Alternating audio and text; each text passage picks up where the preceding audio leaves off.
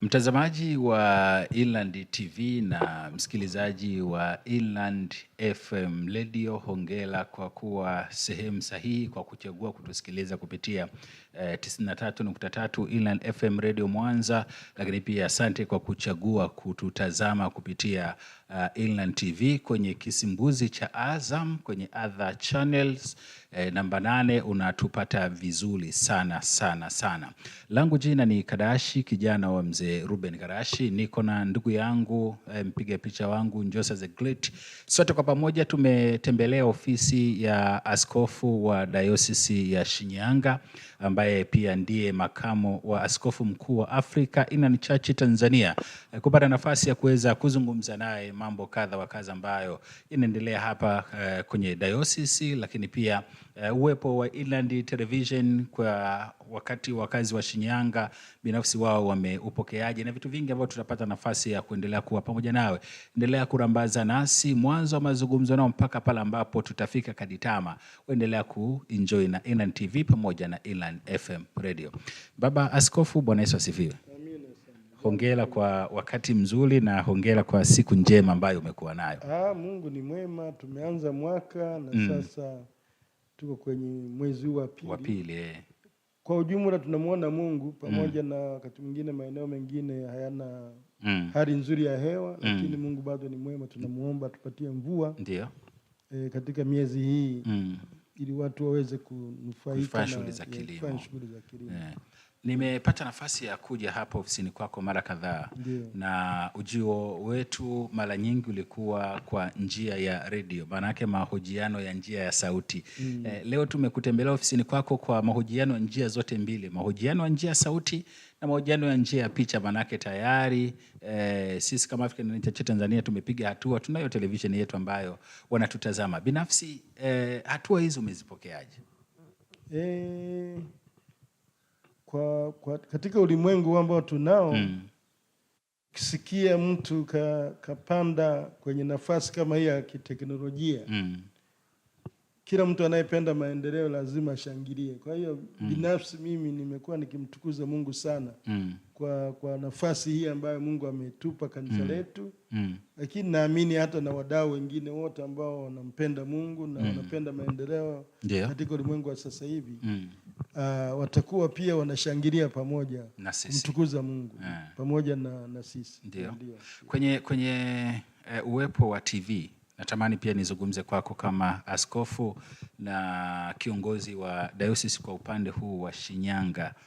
Tukianzia uwepo tu wa TV, umeona una mahusiano yote ambayo yanaweza kuongezeka kwako binafsi na jamii ya Shinyanga kupitia uwashwaji wa television hii? Mimi naamini kwa namna moja au nyingine itakuwa imeongeza na kupanua kusikika kwetu katika maeneo mengi. Ndio. Ikiwa mmoja, najua msingi wa kanisa ni pamoja kueneza Injili, ila tuna mashaka nalo ambapo tayari hata tumeshaanza kushuhudia tukiona waimbaji wengi tu kwa zetu nyingi zikionekana kwenye runinga. Najua zimekuwa zikionekana maeneo mengine, lakini jambo limerudi nyumbani, limeongeza utamu zaidi. Kwa hiyo hata hilo eneo ni kubwa, lakini pia kwenye upande wa neno la Mungu tunajua tuna watu wanahubiri. Ndio. Na pengine kuja kwa TV kutatupa nafasi ya kuwafikia wengi zaidi, ambao pengine tusingeweza kuwafikia. Kwa hiyo katika wazo letu la kuongeza idadi ya watu ambao wanaamini, tunaamini ujio wa hii runinga itatusaidia kusikika nje tu ya Shinyanga, lakini sisi Shinyanga itakuwa ni jambo bora zaidi. Ndio. Kufanya hivyo. Kwa hiyo itatupa kasi zaidi ya kujipanga kwenye eneo hilo. Lakini tukija kwenye upande wa jamii, kwa sababu pia sisi kama kanisa tunatazamia kuifikia jamii. Kwa hiyo mambo ambayo tunafanya kwa ajili ya kuifikia jamii yatakuwa ni mengi zaidi. Kwa mfano sisi hapa Dayosisi ya Shinyanga tunafanyaga shughuli za kujengea uwezo wa kulima, hasa kwenye maeneo ambayo yana ukame, mahali ambapo pengine mvua ni haba. Tunatoa mafunzo na teknolojia rahisi ya kuwafanya watu wafikiwe. Kwa hiyo kwa njia hiyo hayo hayatakuwa tu ndani ya hayo maeneo ya vijiji lakini anaweza kunufaisha watu na watu wa maeneo mengine. Kwa hiyo hawa wakulima mmeweka utaratibu gani wa kuwafikia? Kuwafikia maana yake ni kwamba tunakwenda kule waliko, tunatoa elimu. Ndio. Kwanza tunajiunganisha, maana tunafanya kazi na serikali. Inabidi tujiunganishe kwenye serikali kuanzia za wilaya, baadaye tunajiunganisha kwenye kata husika na baadaye tunajiunganisha kwenye jamii husika ili tuanze kusaidia kuhakikisha kwamba watu wanapata mavuno yanayostahili badala ya kuwa na kilimo tu cha mazoea. Yaani tunahama kwenye kilimo cha mazoea tunakuja kwenye kilimo cha biashara. Kwa maana yake Dayosisi ya Shinyanga, ukiachilia mbali kutaja tu Dayosisi ya Shinyanga, imegusa maisha ya mtu mmoja mmoja. Kabisa, maisha ya mtu mmoja, na vitu ambavyo sasa kwa sababu tunavifanya hatuna namna ya kuvitangaza kwa haraka lakini ujio wa Inland TV itakuwa ni sehemu ya kuitumia kutoa hayo mafunzo, sio tu kwa hawa wakulima wachache lakini pengine tunaweza kutoa kwa wakulima wengi zaidi. Yaani maana yake mikoa yote ya Tanzania itanufaika na zaidi ya mataifa 29 ambayo yanatutazama kupitia TV watapata elimu hii kutokea hapa Shinyanga. Na naweza kwa njia hiyo naweza kufungua network zingine watu wakatamani kuja kuangalia kile tunachokifanya. Ndio alafu baadaye wakaona namna ambavyo tunaweza kushirikiana kupanua huduma hii. Mapokeo ya hawa wakulima yakoje toka mmeanza huu mradi? Toka tumeanza huu mradi kwa kweli, kwa maana tunaamini hata serikali imeona uwezo wetu. Sasa tufanye tu wakulima, tunafikia na taasisi. Kwa mfano tunajenga uwezo wa shule zilizo katika eneo hilo, kwa mfano namna kuotesha miti na kupanda. Kwa hiyo ni moja wapo, lakini pia tunajiunganisha na watu wengine kufundisha taasisi za kiroho namna ya kuwa kanisa lililo bora. Na hatufikii kanisa moja tu kama na AIC. Tunafikia makanisa yaliyo katika eneo hilo lote. Tunaweza kufikia RC, Sabato, tunafikia Wapentekosti. Tunatengeneza umoja wa kusaidia kanisa lenye afya linapaswa kuwa namna gani. Na hasa tukizingatia namna ya utunzaji wa mazingira na ujengaji wa vyoo bora zaidi. Sasa hiyo elimu ninayozungumza inaweza kuwa iko mahali padogo zaidi. Hizo zote ni elimu tunazozitoa kwa Shinyanga. Namuona ndugu yangu Njosa anatabasamu, pengine anawaza kuhamia Shinyanga ama anafurahia kwamba hata akiwa huko Mwanza anapata elimu ya kuotesha miti na kupanda, kutunza mazingira na kutunza maeneo hata ya kanisa na kutengeneza vyoo bora kwenye familia. Lakini zaidi sana tumeenda mbali kwa sasa hivi, hata tuna kwa sababu Shinyanga moja changamoto pia ni maji. Na ukiendea maeneo kama ya Kishapu na mengine wakati hata kama huu mvua zinanyesha, lakini changamoto watu wanachimba maji chini. Sisi tumeanzisha pia kuvuna maji kwa njia ya matenki.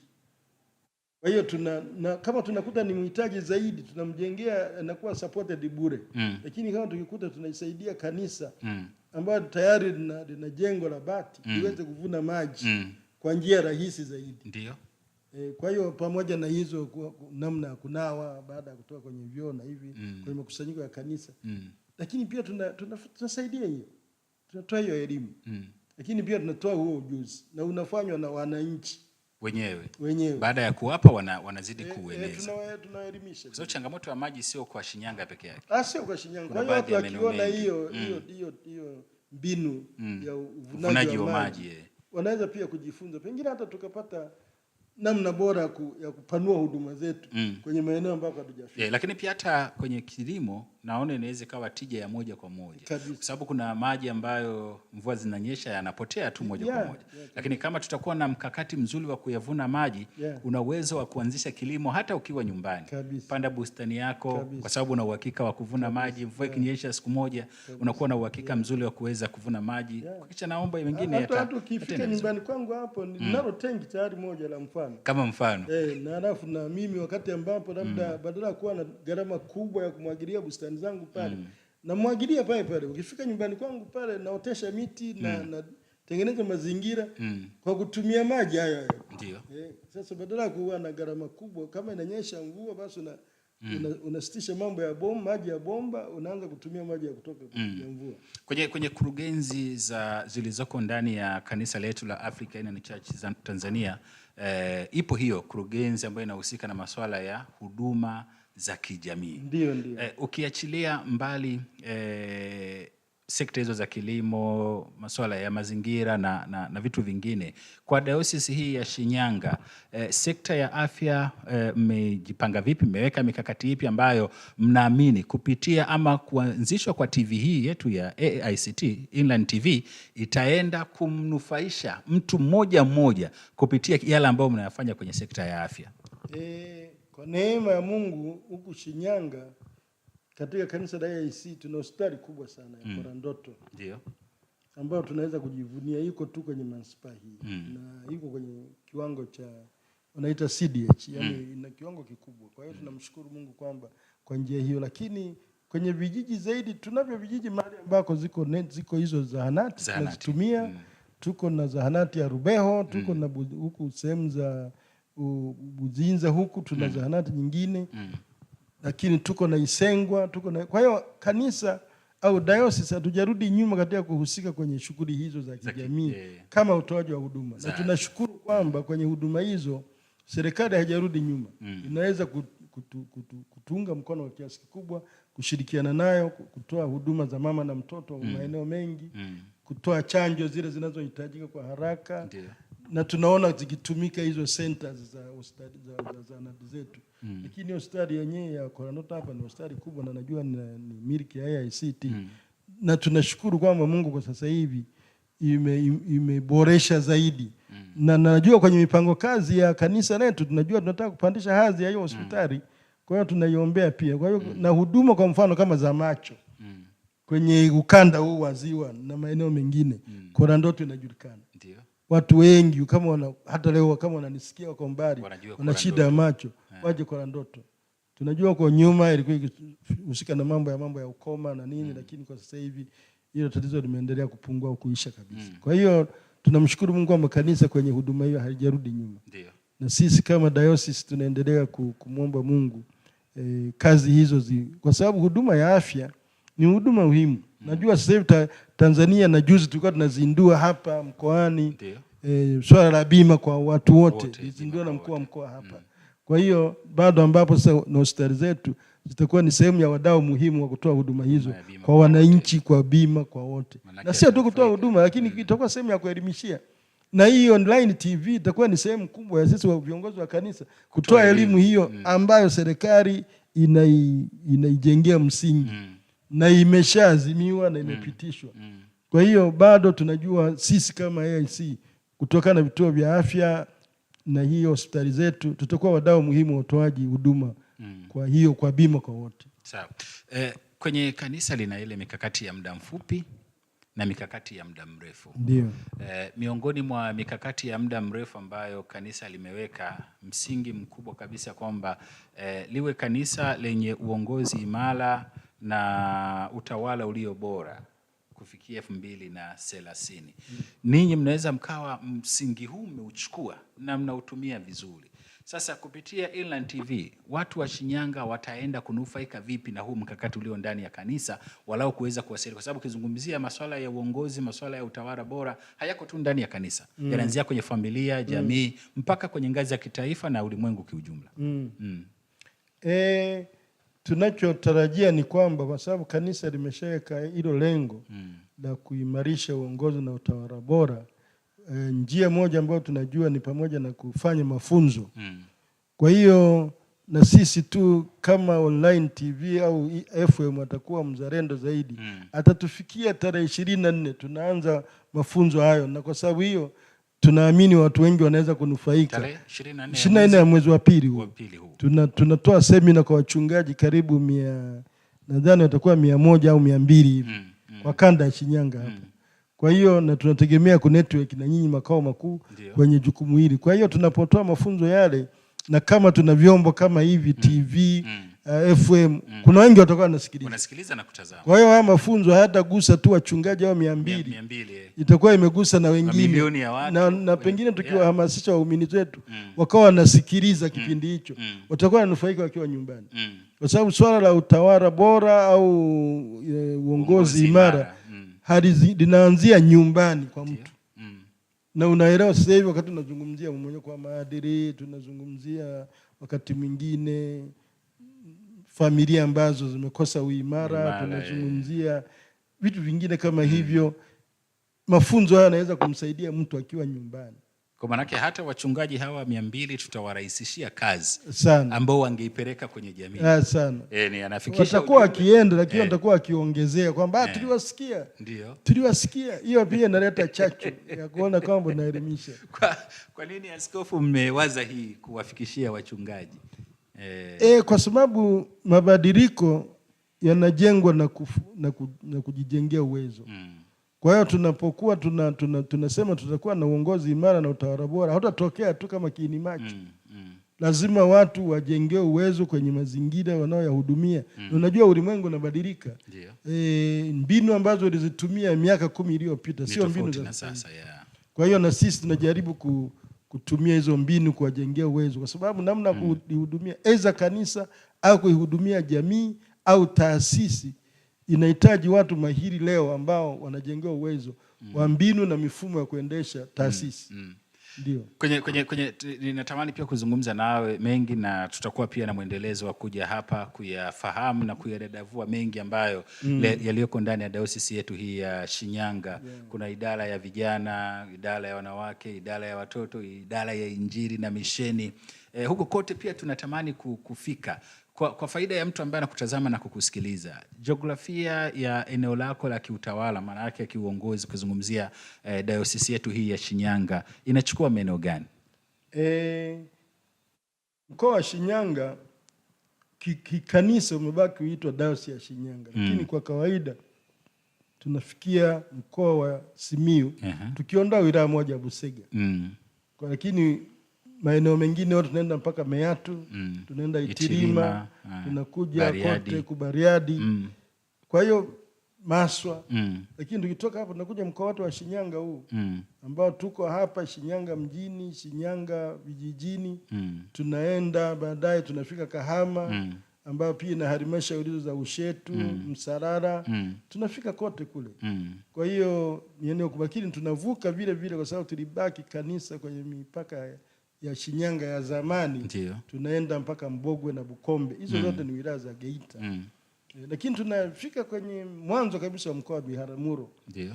Lakini tunajua baadaye kanisa limetoa ushauri na tunauzingatia wa pengine kuzalisha dayosisi. Bado tunafanyia kazi.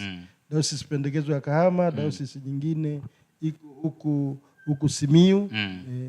Na kanisa limetoa mashauriano hayo. Na sisi kwenye synod iliyopita nadhani tumeshakubaliana tuanze na hiyo moja ya Kahama. Ndio. Tunaifanyia maandalizi. Na tulishawasilisha ombi letu kwenye AICT. Tumepewa maadili rejea za kufanyia kazi. Nadhani mwezi wa 3 tutawasilisha tena. Huo ndio ukuaji. Huo ndio ukuaji. Tulianza na dayosisi moja chini ya Askofu Jeremia Mahalu Kisula. Leo ziko 7.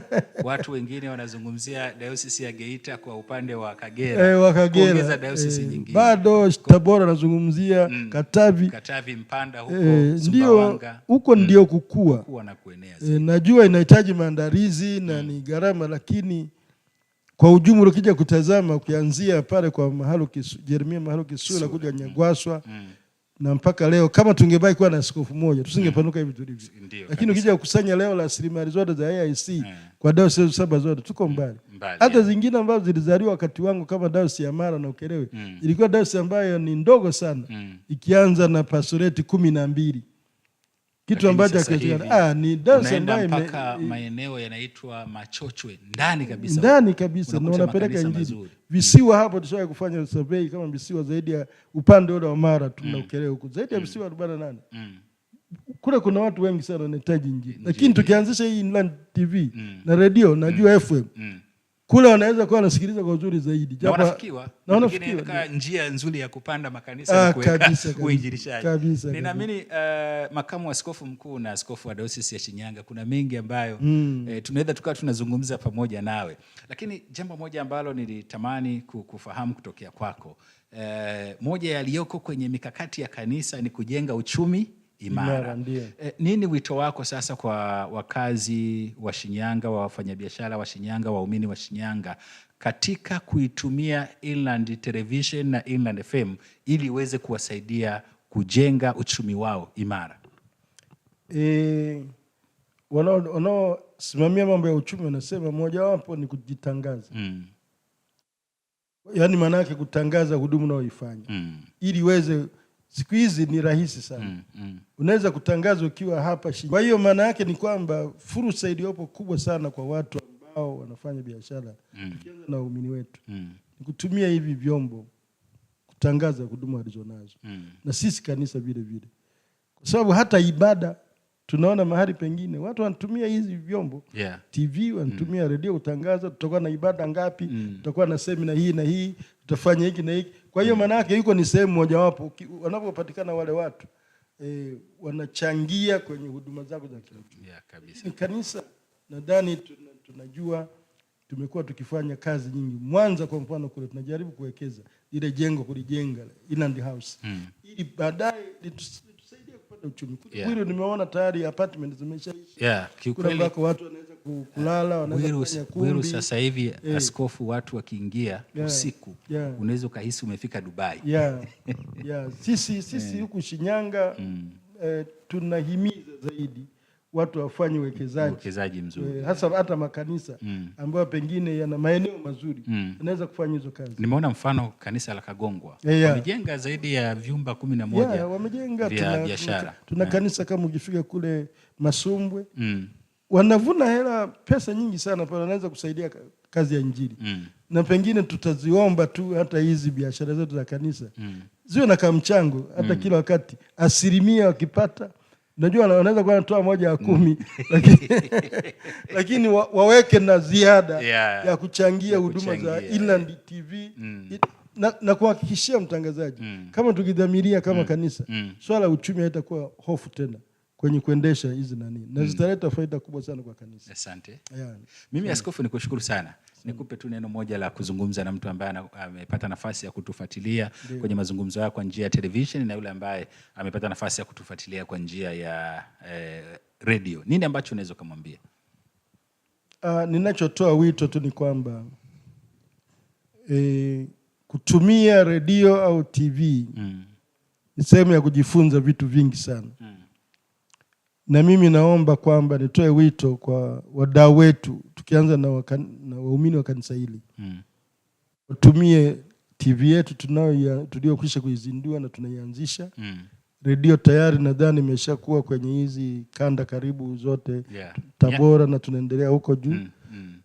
Kwa hiyo mimi naomba tukitumia hizo vyombo vyetu, itakuwa ni sehemu ya kujijengea mambo. Lakini pamoja na hayo, huko mbele tuna siku ya media ya kanisa letu, Media Day. Mimi ningeomba sana kwenye siku hiyo. Ndio. Mwezi wa 3. Nadhani tumekuwa na kipindi ni kama tunajifunza. Lakini nadhani tumeshajifunza. Na mwaka huu kanisa limetoa kalenda ambayo inaonyesha kila kitu. Makanisa tujiandae, tuandae waumini, wachangie, lakini na wadau wengine. Nadhani sio dhambi tukidisplay hata account kwenye mitandao yetu. Ili pia tutoe nafasi kwa watu wengine kuchangia zaidi. Sasa tunaweza kutoa sadaka pia. Tunayo account ya Inland TV. Ndio. Tunayo namba ya M-Pesa ya Inland TV ambayo huwa inapita hapo kwenye screen. Mtu unaweza ukachukua ukatazama, basi ukawa sehemu ya kuweza kuchangia. Miongoni mwa mambo ambayo aliyazungumza katibu mkuu mchungaji na mwalimu Joseph Alex Mtebe ni kuhakikisha kwamba watu ndio tumekipokea kitu chetu. Tufikie sasa wakati wa kuanza kufanya na kukiendeleza ili kiweze kwenda zaidi kwa kutoa sadaka na michango yetu kadiri ya Mungu ambavyo ametubariki. Na mimi tukitumia pia kauli mbiu yako ambayo tumekuwa nayo kwenye radio hata kwenye TV inaweza kaenda vizuri sana. Kabisa, kidogo ni kikubwa. Hicho tukitumia. Hiyo ilishaanzishwa hapa. Mimi kwa kutumia kauli hiyo tulishafanikiwa kujenga nyumba ya askofu. Kwa hiyo kidogo ni kikubwa. Kidogo ni kikubwa. Kushukuru sana mtangazaji, umefanya kazi kubwa. Na wapongezeni. Tumekuwa tukiona taarifa zenu. Lakini mnapoanza kutufikia huko Shinyanga tunatiwa moyo zaidi. Na wiki yetu hii inayoendelea hii Shinyanga. Naamini pamoja kwamba iko ukanda kule Kahama. Lakini naomba iguse wadau wetu wote wa diocese ya Shinyanga. Na tamasha letu litaendelea si kwa Kahama peke yake. Tunatamani kufanya maeneo mengi na kila jimbo ambalo liko diocese ya Shinyanga na diocese zingine kuhakikisha kwamba watu wanapata uelewa lakini pia wanafaidika na uwepo wa idara yetu hii ya habari na mawasiliano. Kwa sababu wale wanaoonekana kwenye TV kwa sasa Ni jambo la kumshukuru Mungu. Kushukuru sio Mungu kitu sana. kidogo, ni jambo la kumshukuru Mungu. Kabisa. Watu wanayo furaha furifuri iliyopita kawaida. Baba Askofu, Mungu akubariki na asante kwa wakati wako kwa kuzungumza nasi wakati huu. Asante. Amen. Mungu akubariki sana. Amen. Huyu ni askofu wa Dayosisi ya Shinyanga ambaye pia ndiye makamo wa askofu mkuu wa Africa Inland Church Tanzania, Askofu Zakayo Bugota, ambaye tumepata nafasi ya kuzungumza naye hapa kwa njia ya redio, lakini pia wewe ambao ulikuwa unatutazama kwa njia ya television hapa kupitia Inland TV na Inland FM, lakini pia wewe ambao unapata nafasi ya kuweza kutufuatilia kupitia Makongoro Church Channel. Pia asante sana kuwa pamoja nasi kwenye mazungumzo yetu haya hapa kwa pamoja. Shukrani za dhati kwa mpiga picha wangu Njosa the Great kuhakikisha kwamba tutafika hapa, lakini pia katibu wa jimbo la Kahama John Mtumai kuhakikisha kwamba sisi tunafika salama hapa na kufanya mazungumzo na baba askofu, lakini pia katibu wetu wa Dayosisi ya Shinyanga ndugu yetu Manoni, pamoja na mchungaji msaidizi wa askofu yetu wa Dayosisi hii ya Shinyanga, mchungaji Lugembe. Tunawapongeza sana, pamoja na wengine ambao mko hapo studio za Inland FM, Betha Lucas Ntandu, na wengine ambao mko studio za Inland TV, mhariri wangu Isaya Mahenge. Mwena wakati mzuri, endelea kulambaza nasi kupitia Inland FM pamoja na Inland TV. Langu jina ni Kadashi Peter Kadashi, kijana wa mzee Ruben Kadashi.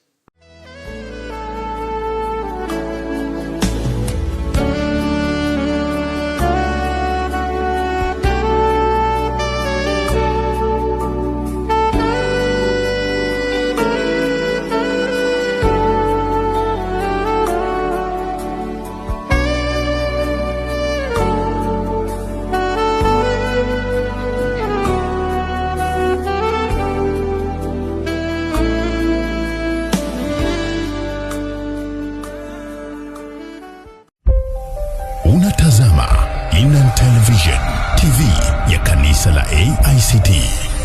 Wakati ni sasa.